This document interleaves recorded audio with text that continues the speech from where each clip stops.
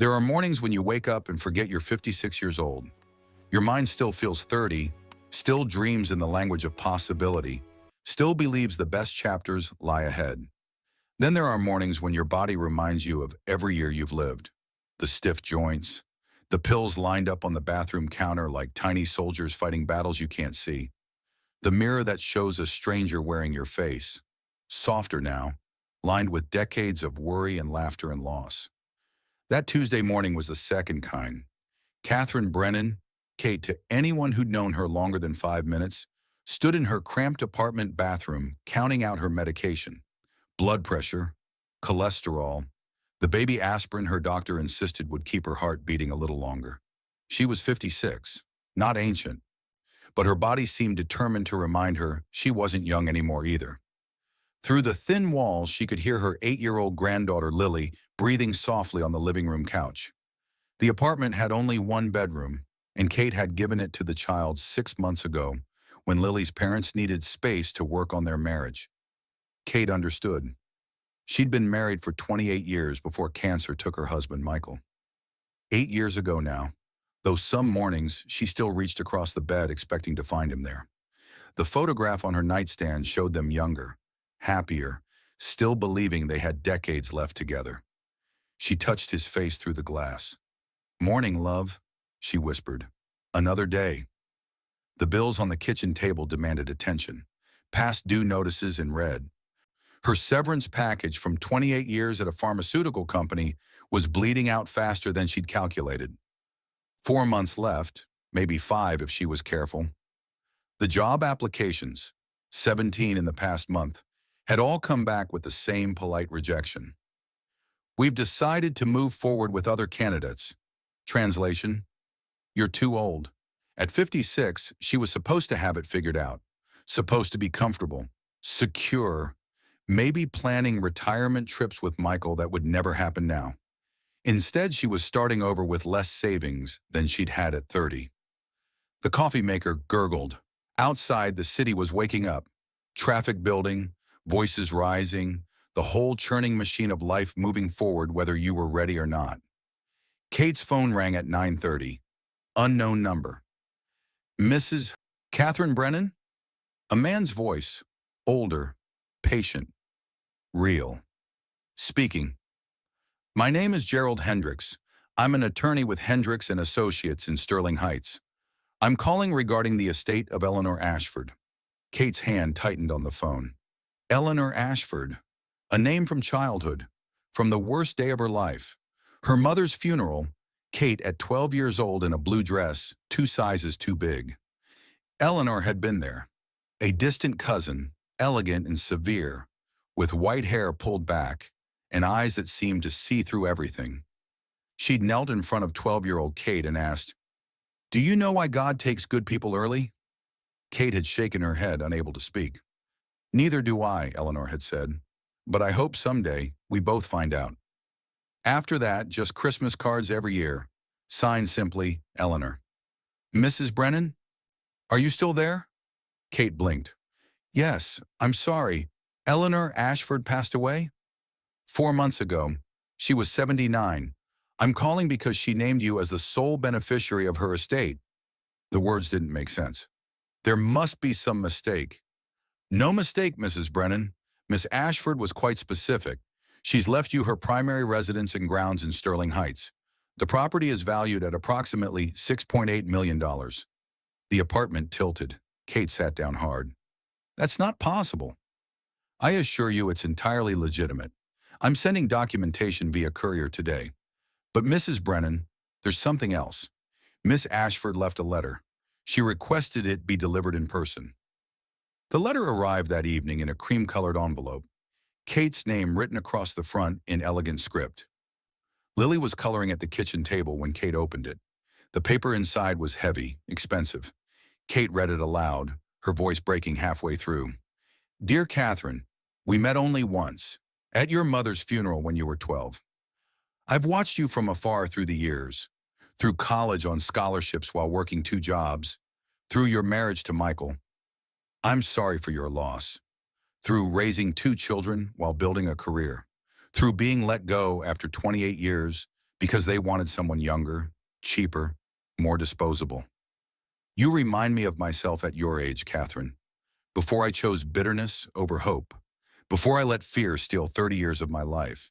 I spent 3 decades in this house hiding from the world, protecting secrets that consumed me. I'm giving you what I never used, a second chance. This house can be your fresh start or your prison. The choice depends on what you do with what's hidden inside. The locked room on the third floor holds more than money. It holds the truth about why I disappeared from the world and why I'm trusting you to finish what I was too afraid to complete. Don't make my mistakes.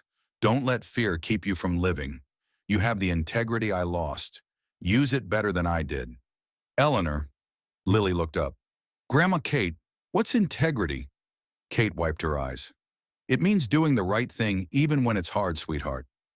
The envelope held one more thing. A photograph, old and faded. Kate at 12 years old at her mother's funeral, and in the background Eleanor Ashford watching her. The expression on Eleanor's face wasn't grief or pity, it was longing. Kate set the letter down, fingers trembling. The memory of that day returned with unexpected clarity. Eleanor had knelt to her eye level, the only adult who treated her like a person instead of a tragedy. Why did God take her? Kate had asked, voice breaking. Eleanor's eyes had been kind and sad. I don't know, sweetheart, but I know your mother would want you to be strong, and you are. You're stronger than you know. Don't ever let anyone make you forget that.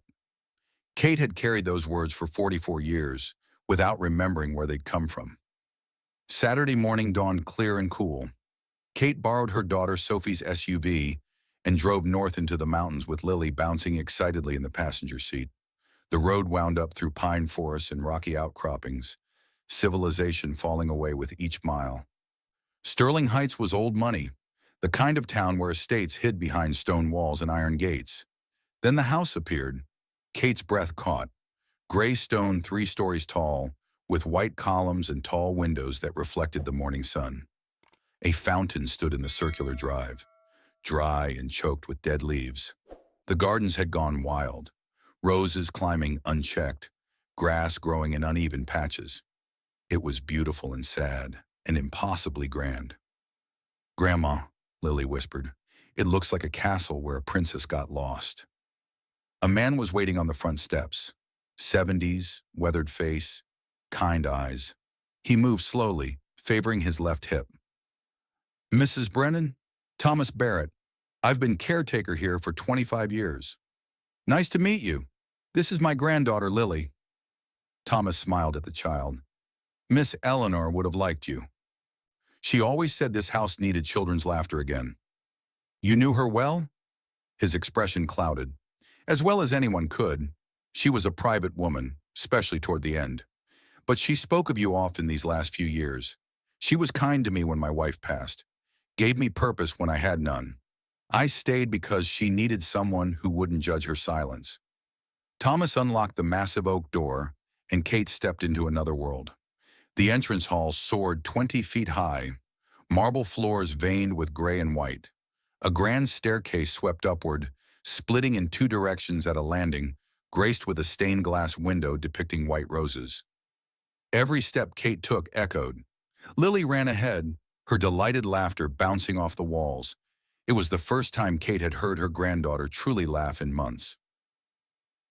Thomas led them through room after room, a formal dining room with a table that could seat 20, a library with floor-to-ceiling shelves, most empty now, a conservatory with windows overlooking wild gardens.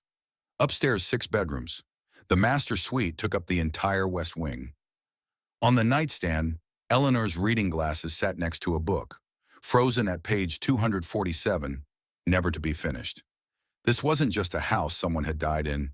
This was a life unlived. Grandma, Lily's voice carried from down the hall. I found the perfect room. It has a window seat. Thomas cleared his throat. There's one more thing. Miss Eleanor was specific that I show you the 3rd floor. They climbed to the 3rd floor. At the end of a narrow hallway, a plain wooden door stood closed. Unlike the other ornate doors, this one was simple, almost crude, and it had a modern padlock. Miss Eleanor spent most of her time up here the last 6 months, Thomas said. Wouldn't let anyone in. She kept the key on her person always. We searched after she passed, never found it. Kate touched the door. The wood was smooth, worn by years of hands. What's behind it? Thomas met her eyes. Her past, I suspect, and maybe your future. That night, Kate couldn't sleep. At 2 in the morning, she wandered to the master bedroom. Eleanor's reading glasses still sat on the nightstand. Kate slipped them on and noticed the book beneath them. It's Never Too Late, a memoir of second chances. She opened it to the marked page. A passage was highlighted. Regret is not about the things we did wrong.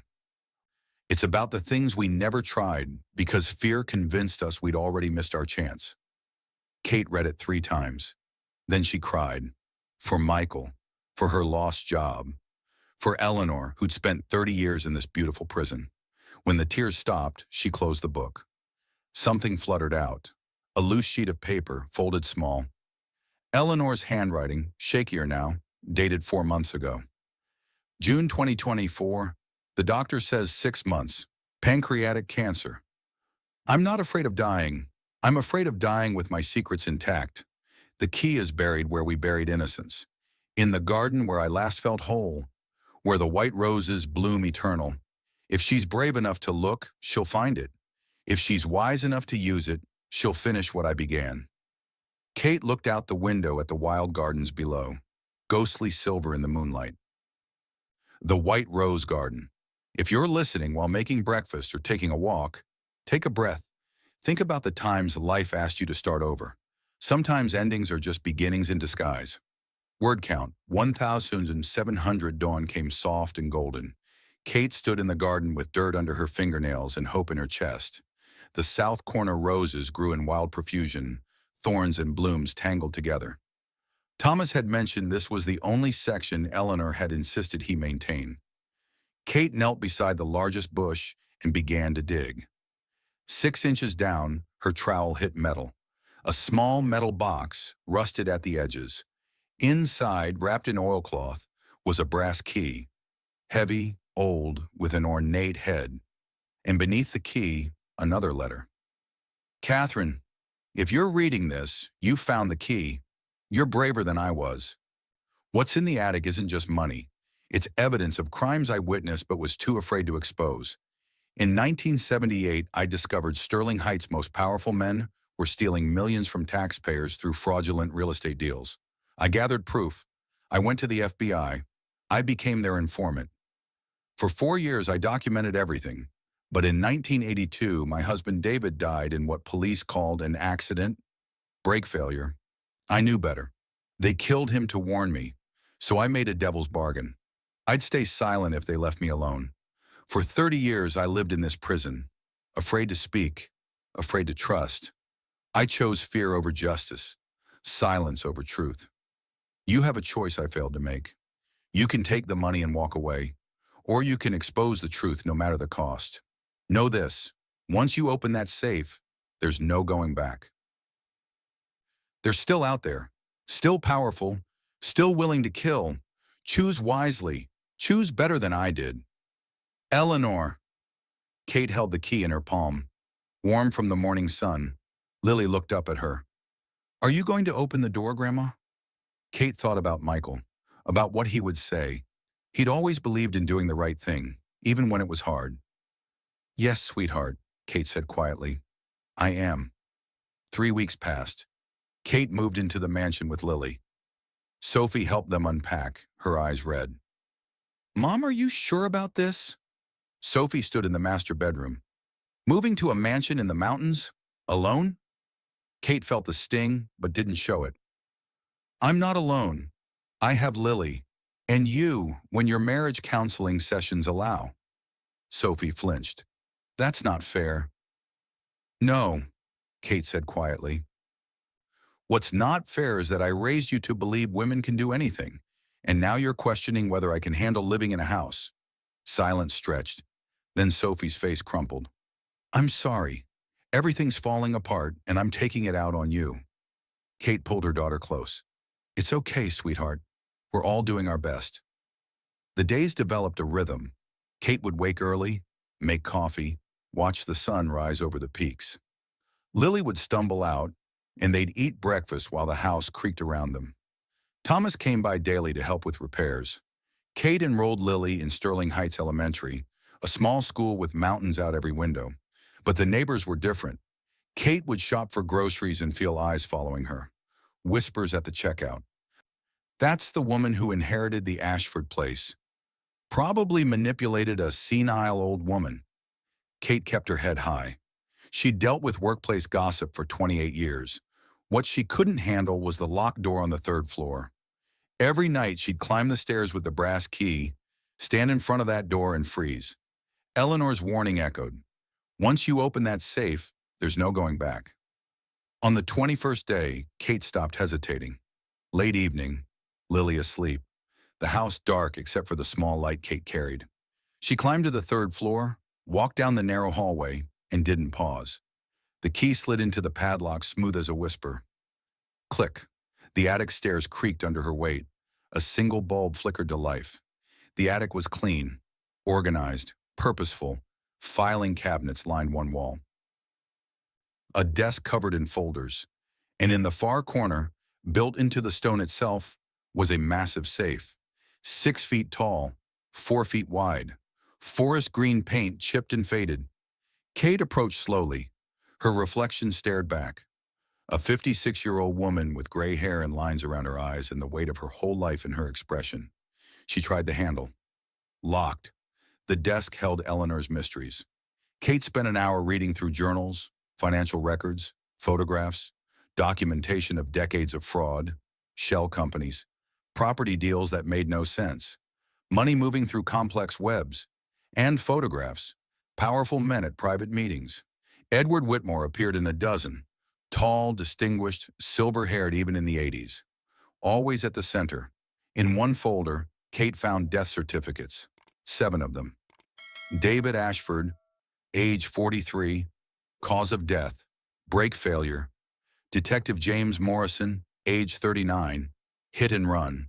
And 5 others, all dead within 2 years of Eleanor beginning her investigation. Kate's fingers went numb. These men hadn't just stolen money. They'd killed anyone who got too close. She needed the combination. Hours passed. The attic window showed the sun rising. Then Kate found it, in a journal from 1982, about the day they'd bought this house.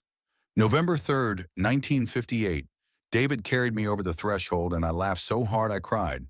November 3rd, 1958, 11:03:58. Kate approached the safe, journal clutched to her chest.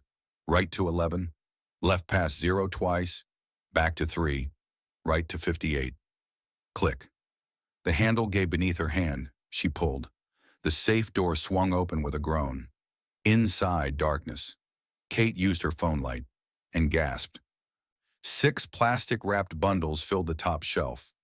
Bearer bonds. Each bundle contained 50 bonds. Each bond marked with a face value of $1 million. $260 million in negotiable bearer bonds. Below were documents, bank records, property records, and a folder marked insurance. Inside were photographs of meetings, dates noted in Eleanor's handwriting, recordings, cassette tapes from the 80s, witness statements taken by Detective Morrison before his death. Everything needed to bring down Sterling Heights' most powerful families. 40 years of corruption, documented and preserved. Her phone buzzed. Text from unknown number. We know Eleanor's dead. We know someone's in the house. Walk away while you still can. Kate stared at the message. They'd been watching, waiting. A younger woman might have texted back, might have panicked. Kate did neither. At 56, she'd learned that responding to threats gave them power.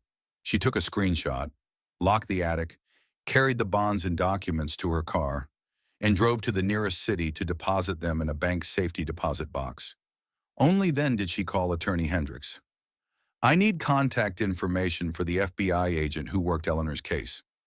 Mrs. Brennan, are you certain? I'm certain. Find him, today. Agent Marcus Hayes arrived 2 days later with his partner, Lisa Reeves. Hayes was 58, graying at the temples, with eyes that had seen too much corruption. Reeves was 45, sharp and steady. Kate served them coffee at the kitchen table. She showed them Eleanor's letters, sample documents, the threatening text. Hayes sat back, running a hand over his face. Eleanor Ashford was a confidential informant from 1978 to 1982, one of the most courageous people I've ever met. The case collapsed when her husband died, and she withdrew cooperation. We suspected foul play, but couldn't prove it. Did you protect David Ashford? Kate asked quietly. Did you do enough to keep him safe? Hayes met her eyes. No, we didn't. That failure has haunted me for 30 years. Kate appreciated the honesty. Then let's finish it right this time. But I have conditions. Both agents leaned forward. First, my granddaughter's safety is paramount. Armed protection at her school, though she can't know about it. Hayes nodded. Done. Second, no protective custody. I've been uprooted enough in my life. This house is mine. I'm not leaving it. Mrs. Brennan, these people have killed. I'm aware. That's why you're going to station agents nearby. But I'm not hiding. I'm not running. I've survived cancer scares, financial ruin, grief that nearly buried me. A few wealthy bullies don't scare me anymore. Reeves smiled slightly. Third condition? Full transparency. No secrets from me. I decide when I testify, and Eleanor's name gets cleared. People need to know she was brave, not crazy. Hayes extended his hand. You have my word. There's someone else you need to meet. Detective Raymond Cole. He worked the case. Kate found Raymond Cole in a retirement home. 74 years old, white hair, sharp blue eyes. He used a walker now, moved slow, but his mind was keen. Mrs. Brennan, I wondered when someone would come. Kate told him everything. He listened without interrupting. When she finished, he was quiet. My partner was Detective James Morrison. Hit and run in 1981. After Jim died, I pushed to continue the investigation. Got forced into early retirement. I'm sorry. Don't be. I knew the risks. Eleanor came to me once, after David died. Asked if she should keep fighting. I told her to do what felt right. She chose survival. I never blamed her. The FBI wants to reopen the case. Cole's eyes sharpened. And you? I want justice. For Eleanor. For David. For your partner. You know what you're risking? I know. Cole studied her. Then he smiled. I'm old, Mrs. Brennan. I walk slow, but my mind's sharp and I remember everything. He extended a trembling hand. Let me help. Let me finish what Jim and I started. Kate took his hand. His grip was surprisingly strong. Sometimes the people who change our lives aren't the ones who give us what we want. They're the ones who trust us with what we need. Word count 2,150. The threats escalated slowly. 1 week after the FBI's visit, Kate found all 4 tires slashed. A note tucked under the wiper. Last warning. Leave now. She photographed everything, refused to show fear. The second incident was worse. Lily came home crying, clutching a drawing. Someone had gotten into her backpack and drawn over it in red marker. Violent slashes. Words scrawled across the bottom. Your grandma should be more careful. Kate held her granddaughter while rage and fear warred in her chest. That's when she called Hayes. They went after Lily. His voice went hard. We're increasing security. That night, Kate couldn't sleep. She thought about Eleanor spending 3 decades in this house, prisoner of her own fear. I won't let them win. A soft knock on her door. Grandma? Lily stood in the hallway. I can't sleep. Kate opened her arms and Lily climbed into bed, small and warm. Are the bad people going to hurt us? Kate wanted to lie, but she'd never lied to her grandchildren. I won't let anyone hurt you, sweetheart. Sometimes grown-ups have to stand up to bullies, even when it's scary. Lily was quiet. Then, Grandma Kate, I think you're the bravest person I know. Kate held her granddaughter close and felt tears slip down her cheeks. Be worthy of that. The confrontation came at the monthly Homeowners Association meeting. Detective Cole, now a regular visitor, suggested it. Know your enemy. Let them see you're not intimidated. Kate dressed in her best outfit and drove to Victoria Whitmore's colonial mansion. Sterile perfection, white marble and modern art. About 30 people attended, all impeccably dressed, radiating inherited wealth. Kate felt every one of her 56 years, but she kept her spine straight. The meeting was tedious. Landscaping standards, holiday decorations, minutiae. When it ended and people mingled over wine, Kate felt him approaching. Edward Whitmore, 75, tall, distinguished, with silver hair and wire-rimmed glasses. He'd built half of Sterling Heights, had a wing of the hospital named after him, and according to Eleanor's documentation, he'd orchestrated the theft of over $300 million. Catherine, his handshake was firm, his smile false. May I call you Catherine? We're neighbors now. Mrs. Brennan is fine. His smile didn't waver, but something flickered in his eyes. I wanted to offer my condolences about Eleanor. We were close once, before she became troubled, paranoid. She made wild accusations, hoarded meaningless papers. Kate kept her voice level. David Ashford died in 1982. Brake failure, wasn't it? Edward's eyes went flat. A tragic accident. Eleanor never recovered. The grief drove her to see conspiracies where there were none. Or maybe the conspiracies drove her to grieve. Silence stretched. If you've come across any of Eleanor's collections, Edward said carefully, I'd be happy to dispose of them properly. Some things are better left in the past. There it was, the threat. Kate smiled. I appreciate your concern, but I'm quite capable of determining what's meaningful. At our age, complications become dangerous. One learns to choose battles carefully. I've already lost my husband, my career, and my sense of who I was. There's not much left to lose except my integrity. That I'm keeping. Victoria Whitmore materialized, all grace and venom. Catherine, dear, you're new here. You don't understand how things work. Friendships matter. Reputations matter. It would be unfortunate if you found yourself isolated. Kate understood the real threat. Social exile. The slow destruction of reputation. I've survived worse than social exile. She set down her wine glass and walked out. The break-in happened 2 weeks later. Kate had been at the grocery store. When they returned, the front door was ajar.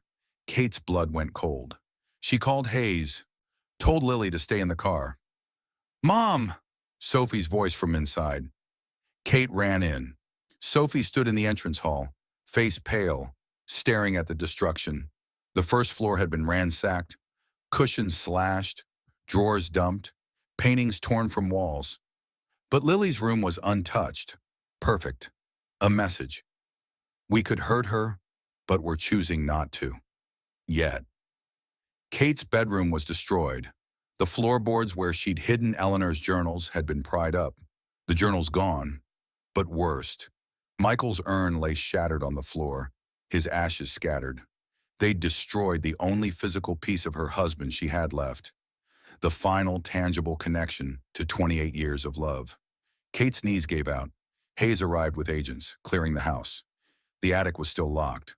Cole arrived, moving slowly with his walker. He found Kate on the floor, Sophie trying to help her stand. Kate! Cole knelt beside her. It was painful. His hip protested, but he did it. Look at me. She couldn't. They want you to break. Don't give them that. They destroyed him. I know. When they killed my partner, I wanted to quit. But I realized quitting means they win, and the people we love died for nothing. Kate looked up at him. 74 years old, body failing, eyes still fierce. What did you do? I got mad, then I got even. Something shifted in Kate's chest.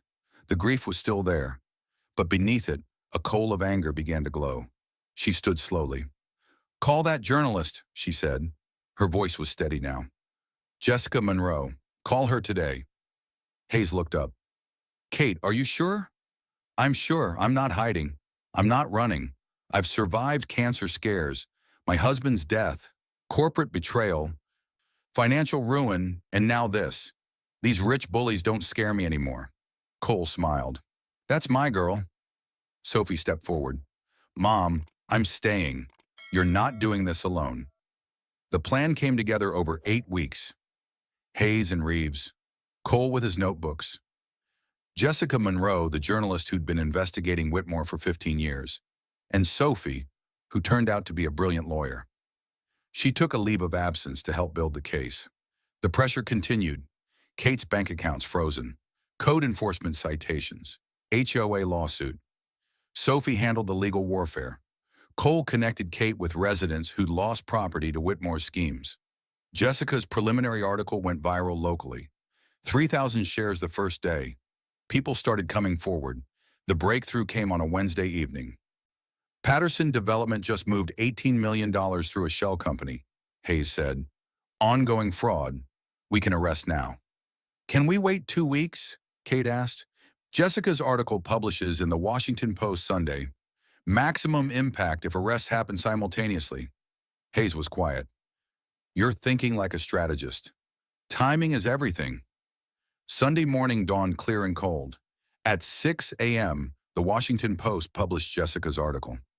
Decades of corruption, how Sterling Heights elite stole $350 million while silencing whistleblower who paid ultimate price. By 6:30, 10,000 shares. At 7 a.m., the arrest began. Kate watched on television with Sophie, Lily, and Cole. National news, helicopters overhead. Edward Whitmore let out in handcuffs, still in his pajamas. 75 years old. Veneer finally stripped away. Victoria Whitmore screaming from the doorway. 19 arrests total by noon. The charges: fraud, embezzlement, money laundering, conspiracy, racketeering, and for Patterson, conspiracy to commit murder. Cole sat in his wheelchair with tears streaming down his face. We did it, Jim. We finally did it. Jessica called. Kate, it's everywhere. We did it. Eleanor did it, Kate said. We just finished it. The trial lasted 10 weeks. Kate testified for 4 days. Calm, detailed, unshakable. I've lived long enough to know what matters, she said, looking at the jury. Not wealth, not comfort, not even safety. What matters is being able to look at yourself in the mirror, being able to tell your grandchildren stories about integrity instead of cowardice. That's why I'm here. The prosecution's case was overwhelming. Eleanor's 40 years of documentation, the bearer bonds traced back to stolen taxpayer money, Cole's off-the-books records, the 7 deaths now ruled homicides. 12 families testified about losing everything. The jury deliberated for 4 days. Guilty on all counts. The courtroom erupted. Kate sat frozen, Lily's hand in hers. 3 months later, sentencing day arrived. Edward Whitmore, 40 years in federal prison. Victoria Whitmore, 18 years.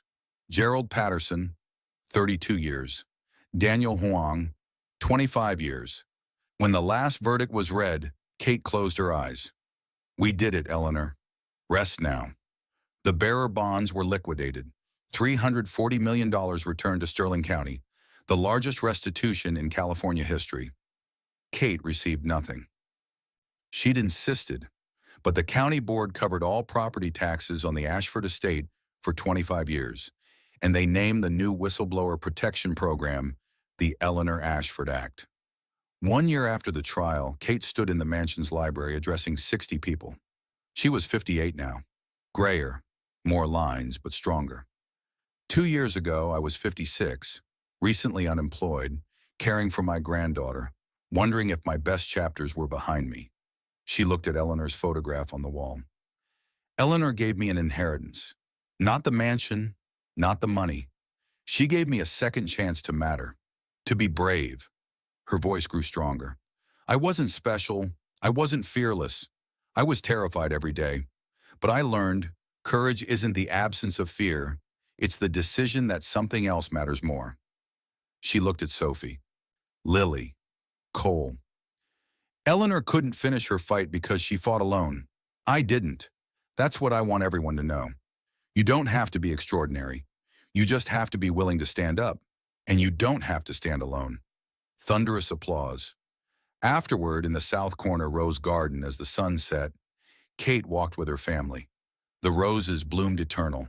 Lily, 10 now, took Kate's hand. Grandma Kate, when I grow up, I want to be brave like you. Kate knelt. Sweet girl, you already are. Bravery isn't one big moment. It's 1,000 small choices to do right when doing wrong is easier. Sophie put her arm around Kate. Do you ever regret it? Kate looked at the mansion, at the foundation that had helped 127 whistleblowers, at her family healing. Never. Not once. Late that night, Kate climbed to the attic one final time. The safe stood empty, complete. She'd placed Eleanor's photograph on the desk, Eleanor young and happy with David. She lit a candle. I did what you asked, finished what you started. The people who hurt you are in prison. Your name is honored. She thought of Michael, of how he'd always believed she was stronger than she thought. But you gave me more than that. You gave me myself back. You showed me that second acts are real, that it's never too late to be brave.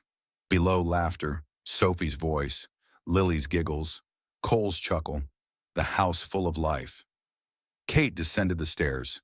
In her bedroom, she opened her journal and wrote, Dear Michael, it's been 10 years. I miss you every day.